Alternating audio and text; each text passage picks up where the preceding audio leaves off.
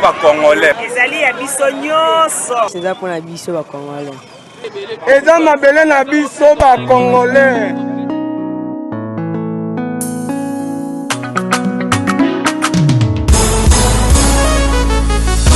Ya biso yo yo yo. Ya biso yo yo yo. Ya biso yo yo yo. Mboko yo Congo.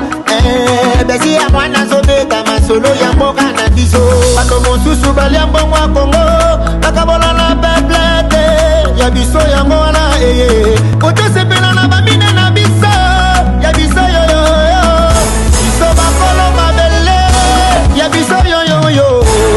Ya biso yo yo yo. Ya biso yo yo yo. Mboko yo Congo. Ya biso ezalaka sokoli mwe bénéficie na bamineri yaka na projet na biso. Ya biso yo yo yo. Ya biso yo yo yo. Mosusu babosana na bango. Kemboka oyo ya biso. Bamineri pi ya biso. Ya bala oyo tokoka bala biso neselanga. Peuple congolais. Ya biso yo yo yo. Ya biso yo yo yo.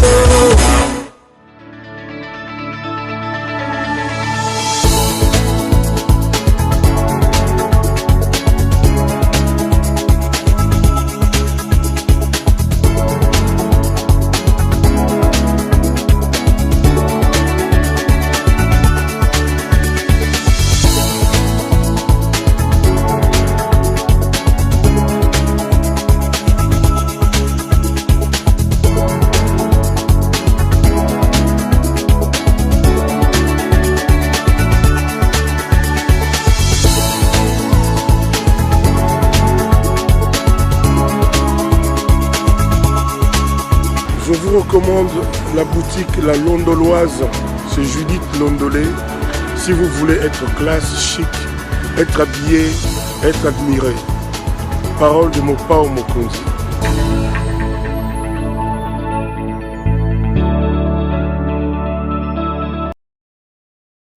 Bien-aimés dans le Seigneur, bonjour et bon dimanche à vous. C'est un honneur et un plaisir d'entrer encore aujourd'hui dans vos maisons à travers cet instrument que Dieu a prévu pour nous et de partager par rapport à la parole de Dieu. Il y a fort bien longtemps que nous nous sommes vus et nous nous sommes déplacés toujours dans le cadre de l'Évangile. Étant de retour, nous nous sommes dit que nous allions nous acquitter de notre obligation hebdomadaire afin que la gloire puisse revenir au Seigneur. Soyez bénis là où vous êtes. Et que Dieu vous bénisse abondamment. La pensée de ce dimanche, celle que nous aurons tous ensemble avec vous, est une pensée qui permettra aux personnes qui sont fatiguées et qui vivent certaines circonstances qu'ils ne savent pas expliquer. Nous allons leur faire comprendre à travers ce message que Jésus est vivant, que Jésus est capable de grandes choses et que Jésus peut relever tous ceux qui ont le cœur brisé et tous ceux qui sont abattus. Mais bien avant toute chose, nous recommandons ce moment entre les mains de Dieu. Nous demandons au Seigneur de nous être favorables afin que sa parole puisse avoir de l'efficacité et qu'elle puisse produire des fruits en vous. Nous prions tous ensemble. Seigneur Jésus, nous te recommandons ce moment. Nous te disons merci parce que ce matin, je veux parler à mon frère et à ma sœur. Je ne suis pas spécial. Je suis juste un instrument que tu utilises. Rends-moi capable de transmettre ta pensée comme il se doit et efficacement, et que ta grâce et ton amour nous accompagnent. Au nom puissant de Jésus. Amen. Nous bénissons le Seigneur et l'enseignement d'aujourd'hui est tiré dans le texte de Hébreux chapitre 11 verset 1 et Matthieu chapitre 2 Jean chapitre 2 verset 2 à 5. Que Dieu vous bénisse. Nous lisons le premier verset qui est dans Hébreux chapitre 11 verset 1. Or, la foi est la ferme assurance de choses qu'on espère, la claire démonstration des réalités que l'on ne voit pas. La deuxième lecture, elle est dans Jean chapitre 2 verset 2 à 5. Nous lisons. Et Jésus fut aussitôt invité en noces avec ses disciples. Le vin ayant manqué, la mère de Jésus lui dit, « Ils n'ont plus de vin. » Jésus lui répondit, « Femme, qu'y a-t-il entre moi et toi? Mon heure n'est pas encore venue. » Sa mère dit au serviteur, « Faites ce qu'il vous dira. » Ma prédication de ce dimanche matin s'intitule « Les 4 dimensions de la foi ». Mais la foi, nous la définissons avec Paul en Hébreux chapitre 11 verset 1 comme étant la ferme attente des choses qu'on espère, la claire démonstration des réalités qu'on ne voit pas. La Bible ne définit pas la foi. La Bible décrit la foi. Mais la foi, elle est définie selon les circonstances que tu es en train de vivre dans ta vie et selon les différentes situations dans lesquelles tu te trouves. Pour notre père dans la foi qui s'appelle Abraham, il a dû attendre 25 ans avant d'avoir Isaac. Et pour Rahab la prostituée, elle a fait entrer les espions d'Israël à Jéricho et elle a obtenu le salut à travers la foi qu'elle avait en Dieu. Le problème que tu as, la situation que tu vas vivre, va déterminer la définition de la foi par rapport à ce que tu es en train de traverser. Vous savez, la foi se manifeste devant Dieu. Elle ne se manifeste pas devant les démons. Hébreux 11:6 dit, « Car celui qui s'approche de Dieu doit croire que Dieu existe et qu'il est le rémunérateur de tous ceux qui l'approchent. » On comprend que Dieu est le consommateur de la foi. Dieu est tout puissant. Et dans sa toute-puissance, il est soumis à ce que nous appelons la loi de la foi. Quel que soit le problème que j'ai, pour que Dieu entre dans ma vie et se manifeste puissamment, je dois avoir foi en lui. Si je n'ai pas foi en lui, il n'agira pas, il ne fera rien, il sera impuissant.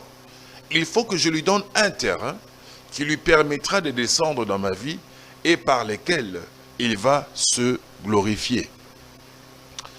Pierre, dans la barque en train de partir, le Seigneur est en train de le suivre après son temps de prière. Il remarque devant lui que Jésus est en train de marcher sur l'eau. Il dit à Jésus, « Si c'est toi, Seigneur, permets que je vienne vers là où tu es. » Que fait le Seigneur? Le Seigneur lui dit, « Viens. » Pierre, Dieu ne lui donne pas la capacité de marcher sur l'eau, mais Dieu lui donne la capacité de se tenir debout sur l'eau. Le reste n'appartient pas à Jésus. Le reste appartient à Pierre. C'est Pierre qui doit faire le premier pas. La foi, elle est dynamique. Lorsque tu as foi en Dieu, tu dois le manifester à travers le mouvement. Écoutez, j'aime bien la définition de la foi, la description de la foi en anglais. En anglais, dans les versions anglaises, on dit ceci, « Now, faith is ». Maintenant, la foi est. Beaucoup de chrétiens ne vivent pas la foi. Ils vivent plutôt l'espérance. Papa, nzamba rosala. Papa, nzamba romikumisama.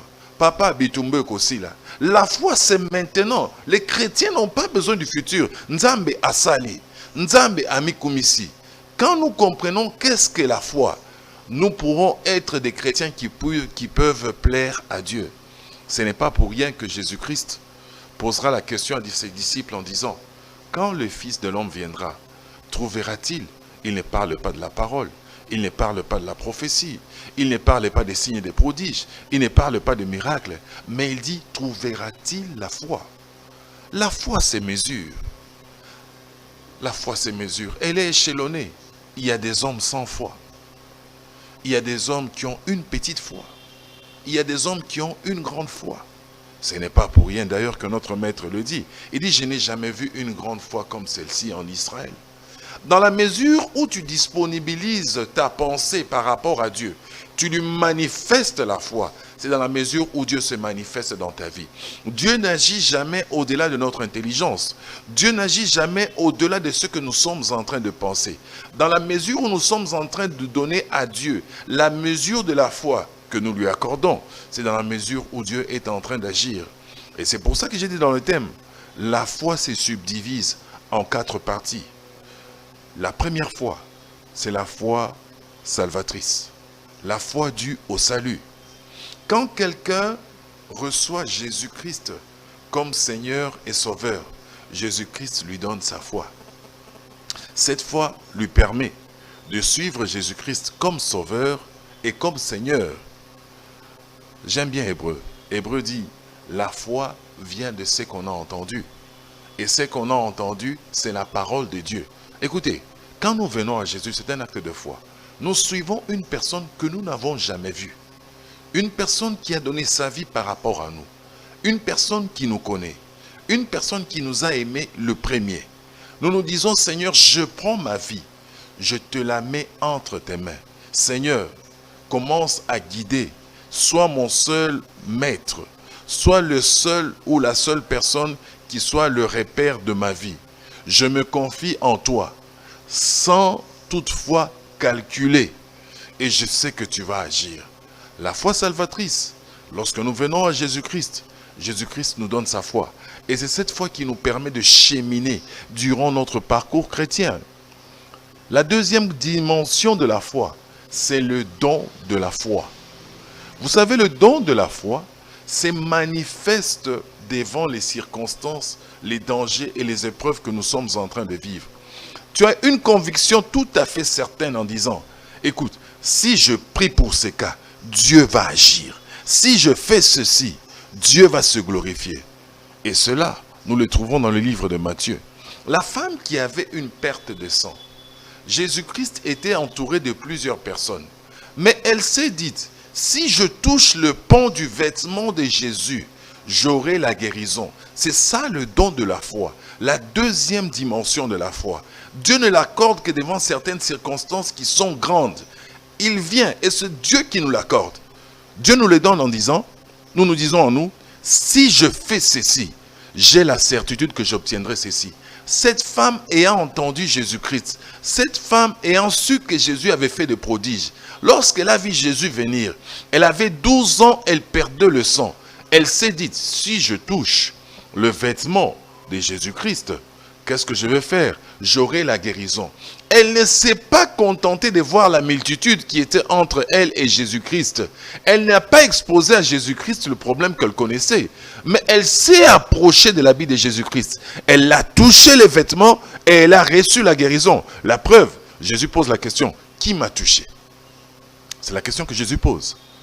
La foi de cette femme a provoqué le miracle. Alléluia.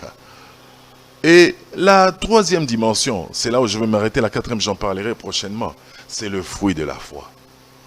C'est un fruit qui est permanent. La foi découle de l'amour que nous avons envers Jésus. Le fruit devient permanent. Nous avons conscience que l'homme que nous avons suivi va nous assurer le salut. L'homme que nous avons suivi, quelles que soient les circonstances et les vents contraires que nous sommes en train de subir dans notre parcours avec Jésus-Christ, nous allons avoir la solution à travers Jésus. D'où nous revenons au texte de Jean chapitre 2, versets 2 à 5. Écoute, Marie, mère de Jésus, va vers le Seigneur. Ils sont tous invités à une festivité qui sont les noces des Canaan. Ils arrivent là-bas.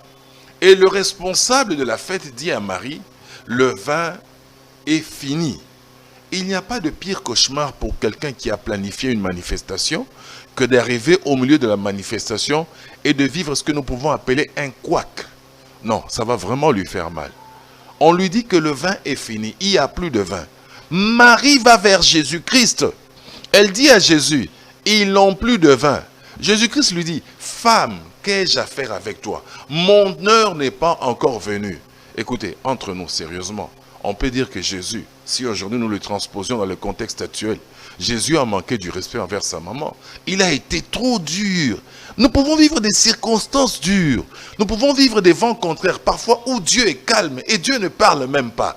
La seule chose que nous pouvons faire, c'est de nous adresser à Jésus et d'avoir confiance qu'il va solutionner notre vie. Marie sort de son entretien avec Jésus. Elle va à l'extérieur. Elle ne se souvient même pas des paroles que Jésus lui a dites. Elle dit, faites tout ce qu'il vous dira. Alléluia. Écoutez, quelqu'un qui a la foi a la capacité de briser et de bouger le calendrier des dieux. L'heure de Jésus pour agir n'était pas encore là. Mais parce que Marie a manifesté la foi, les disciples, elle va leur dire, faites tout ce qu'il vous dira. Et quand les disciples viennent devant Jésus-Christ, Jésus-Christ est obligé d'agir, bien-aimé.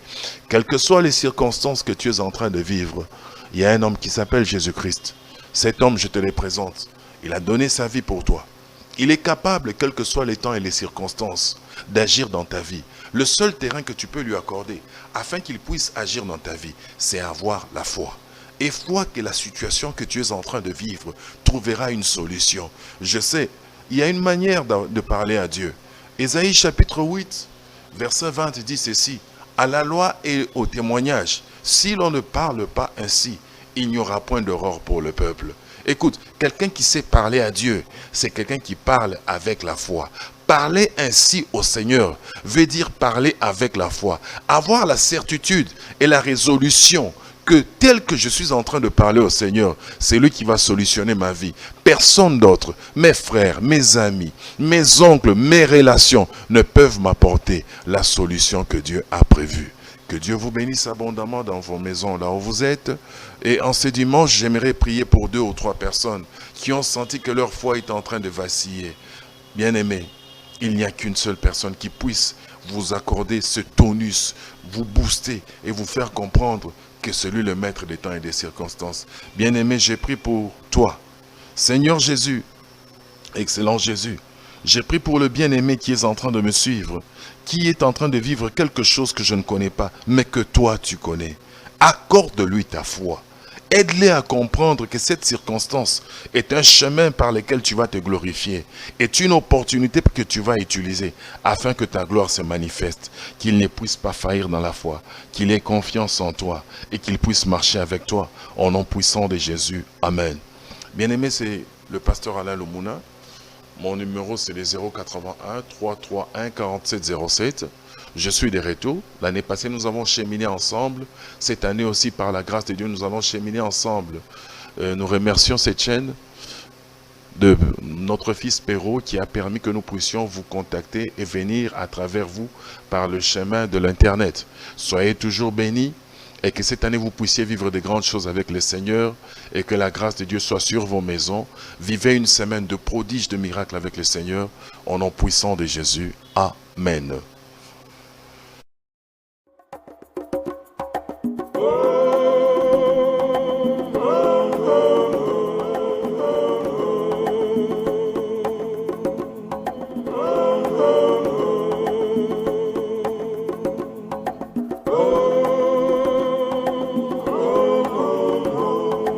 On est ici au hôpital général de Kinshasa. Je suis arrivée en mars 1952. J'ai demandé à nos supérieurs et à la congrégation de m'occuper en priorité pour les indigents. Nous devons les aider comme missionnaires.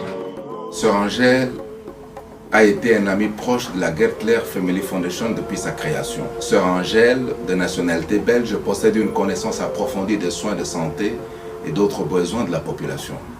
Elle recommande des projets à la Fondation et des organisations qui sont d'excellents candidats pour le financement. On demande et ils sont directement d'accord pour nous aider parce qu'ils connaissent la situation.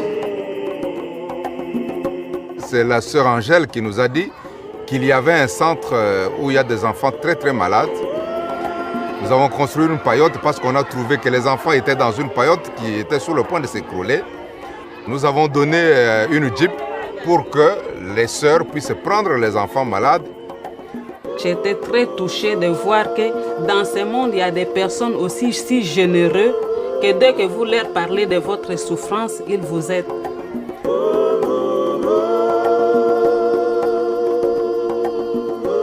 Les sœurs de Mama Yemo qui m'envoient toujours, ils me disent, je vous envoyer quelqu'un, Père, parce que je veux que vous souffrez beaucoup.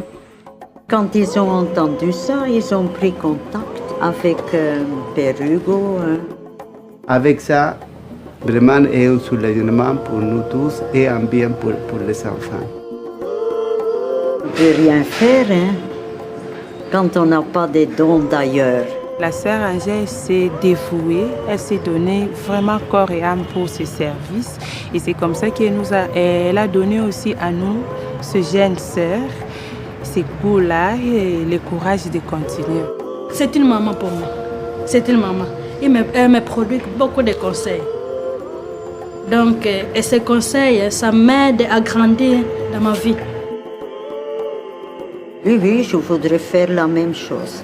Si je devais revivre encore la même chose, pour moi personnellement, oui. Je suis très contente de ma vie et de ma vie missionnaire et de ma vie comme infirmière ici. Ça, c'est votre vie. Ça, c'est notre vie, oui. C'est une belle vie, comme missionnaire.